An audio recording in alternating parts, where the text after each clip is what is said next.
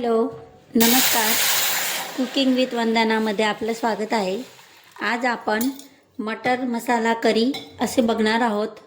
तर बघा, मटर मसाला करी बनवण्यासाठी सर्वात आधी मी इथं 1 वाटी असे वाटाणे घेतलेले आहेत आणि त्यांना आपण ह्याप्रमाणे एका कढईमध्ये चांगले शिजवून घ्यायचे आहेत. चांगले बॉईल करायचे त्यांना.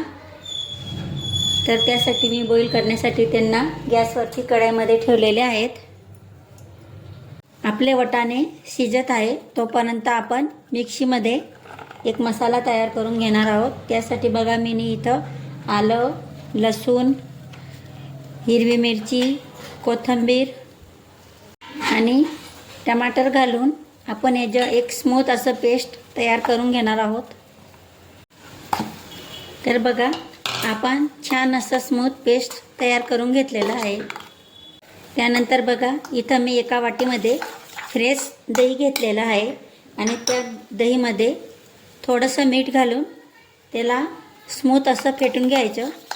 थोडंसं मीठ घालून जर आपण दही फेटून भाजीत घातलं तर आपली दही कढईत टाकल्यानंतर फाटत नाही. त्यासाठी तर बघा, आता आपण भाजी बनवण्यासाठी इथं एक कढई घेतलेली आहे आणि त्यामध्ये मी 2.5 पडी असं तेल घातलेलं आहे.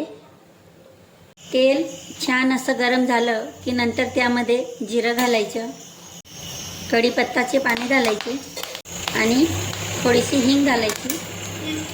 त्यानंतर बघा, त्यामध्ये असा बारीक चिरलेला कांदा मी चॉपरच्या सहाय्याने त्याला बारीक करून घेतलेला आहे आणि त्या कांद्याला छान असा गुलाबी होईपर्यंत परतून घ्यायचा.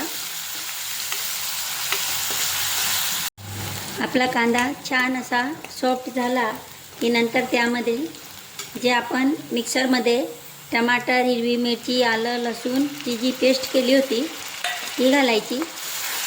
तिलासुद्धा तेलात छान अशी परतून घ्यायची.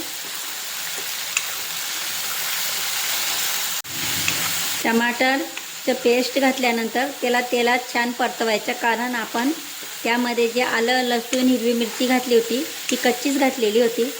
त्यासाठी या मसाल्याला आपण तेलामध्ये छान परतवायचा. बघा, त्याच्या कडाला तेल सुटत आहे.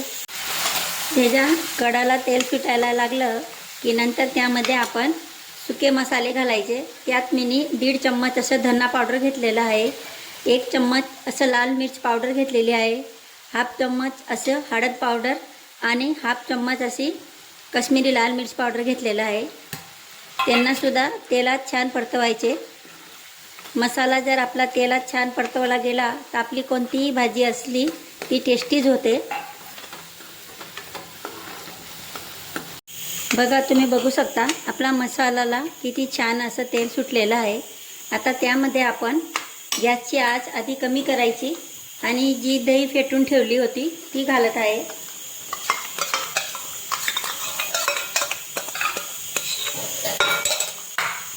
दही घातली की एकसारखा आपला हात चालवायचा, जे करून ती मसाला मिक्स होईल आणि फाटणारसुद्धा नाही.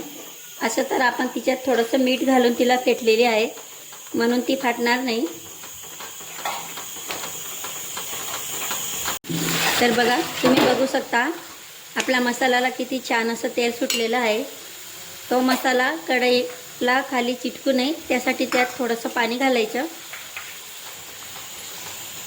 आता त्यात आपण जे वाफून ठेवलेले वाटाणे आहेत ते घालायचे. पाणीसोबतच घालायचे. ते आधीच शिजलेले आहेत म्हणून त्यांना जास्ती वेळ लागणार नाही, पण गॅसची आच एकदम कमी करून तरी त्यांना 7-8 मिनटं आपण ह्याप्रमाणेच राहू द्यायचे. तुम्हाला वाटत असलं तर त्यात गरम पाणी घालायचं, थंड पाणी घालायचं नाही. गरम पाणी घातल्याने आपली भाजीची चव मेंटेन राहते. त्यासाठी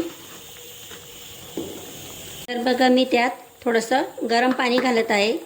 गरम पाणी तुम्ही तुमच्या आवडीच्या हिशोबाने घाला. तुम्हाला कितपत भाजी घट्ट किंवा पातळ लागते त्या हिशोबाने तुम्ही त्यात पाणी घालायचं. त्यानंतर त्यामध्ये चवीप्रमाणे मीठ घालायचं, कसुरी मेथी,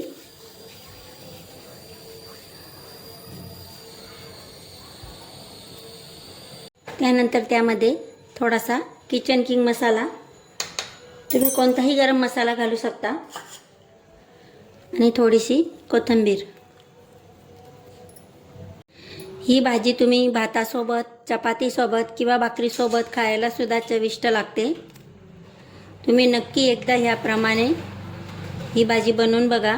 ही खूपच टेस्टी बनते. जितकी बनवायला सोपी आहे तेवढीच ही खाण्यात चविष्ट लागते. आणि तुम्हाला जर माझी ही रेसिपी आवडली असेल तर रेसिपीला शेअर, लाईक करायला आणि चॅनलला सबस्क्राईब करायला विसरू नका.